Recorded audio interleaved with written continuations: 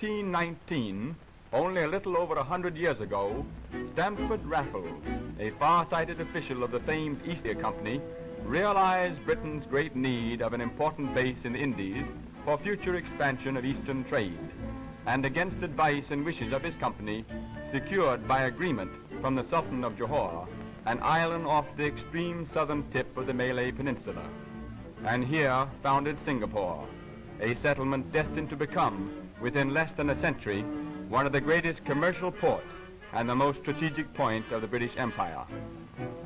Singapore, but 77 miles north of the equator, is at the crossroads of Australia and India, South Africa and China, and as military base and home of the combined British Far Eastern fleets, is rightly considered the Gibraltar of the East.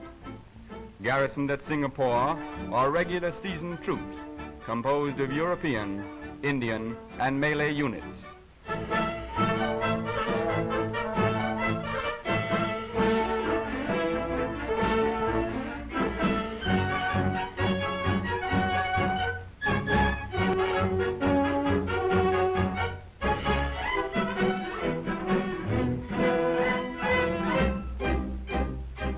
The finest and most efficient air force in the Far East, both as to personnel and equipment, is stationed at Singapore, with aerodromes unrivaled in the Orient.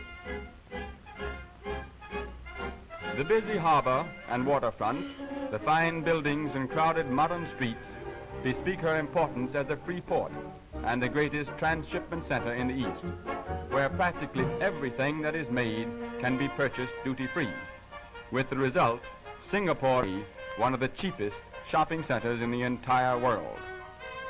Much of the plan of the present city is due to its founder, Stamford Raffles, and the square which is the heart of its business life bears his name.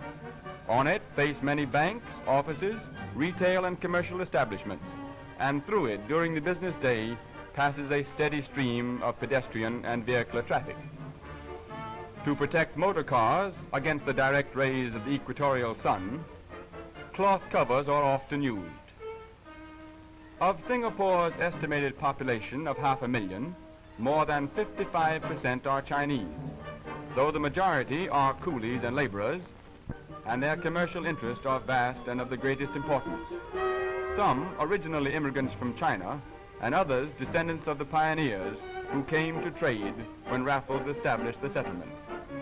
In addition to the great percentage of Chinese, Singapore's population is also composed of numerous other Orientals and Occidentals from all parts of the world, and it is claimed no less than 26 languages are used in conducting normal business.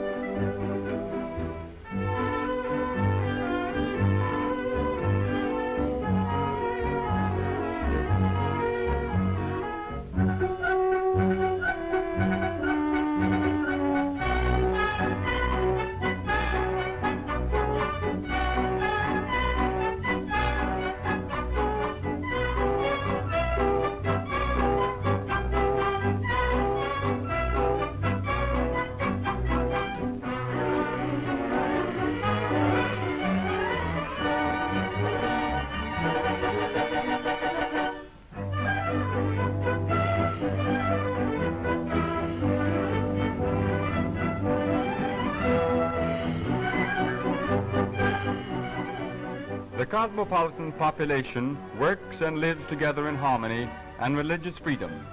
In one street is seen an imposing Chinese temple, and within a short distance stands an elaborately carved Hindu place of worship.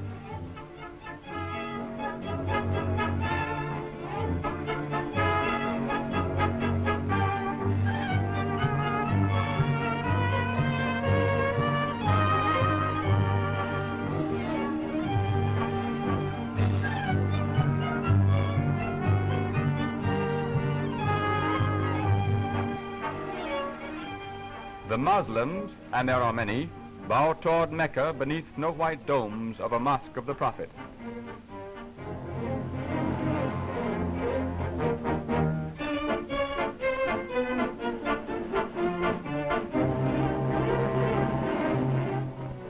Dividing the city, Singapore's river presents an always changing scene of busy activity. Many small lighters and trading junks tie up at quays to unload or discharge their multitudinous wares, or lie empty in midstream awaiting cargo.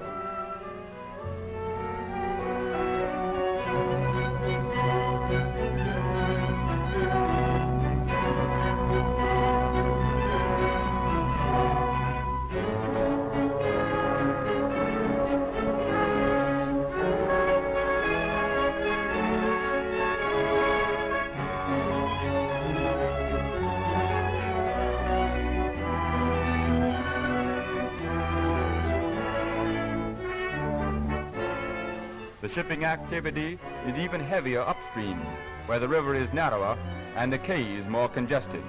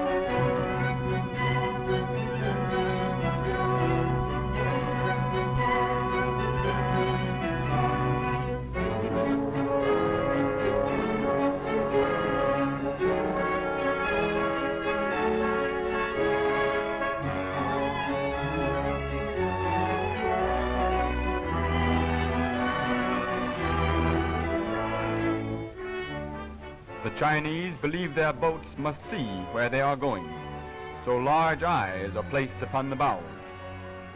In pleasing contrast to the crowded oriental sections are the open spaces of the European areas, with wide, splendidly paved boulevards, tree-shaded avenues, and modern buildings. Paralleling the harbor is Connaught Road, one of the finest drives in the city and comparable to any similar thoroughfare in Europe. At the edge of Raffles Plain and fronting eastward to the sea stands the imposing Cenotaph, silent memorial to Singapore's World War dead. Overlooking the plain is the Victoria Memorial Hall, and nearby the stately Municipal Building, one of Singapore's newest constructions. Adjacent is St. George's Anglican Cathedral, also facing the plain. All parts of the city are served and connected by well-paved roads, convenient arteries for those who live in the suburbs or in the beautiful residential section of Tangwin. The governor's mansion stands upon a hill commanding an unobstructed view of the entire city. Unpretentious, yet spacious and comfortable, are many of the homes built in an older architectural style, with great open arcaded verandas serving as living rooms in this tropical city. Social life in this thriving Crown colony is always full and varied, with garden parties, dinners, races, sports meets, and dozens of other activities. A gathering place is Raffles Hotel, one of the most renowned hostelries in the East. At tiffin time, the midday meal hour, the veranda of this well-known rendezvous is always crowded with those who come to enjoy cooling drinks, fine music, and pleasant companionship. The colony proudly boasts of one of the finest and most modern swimming pools in all the East, the Singapore Swimming Club. Children as well as adults bathe in the cool, filtered seawater which flows continuously through the two spacious pools.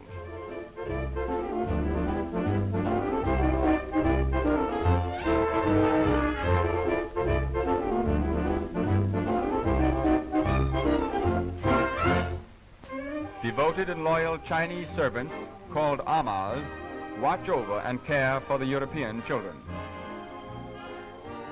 On the balconies of the clubhouse, or the terraces overlooking the peaceful waters, members and guests relax and enjoy the refreshing breezes which blow from the Straits of Malacca or the China Sea.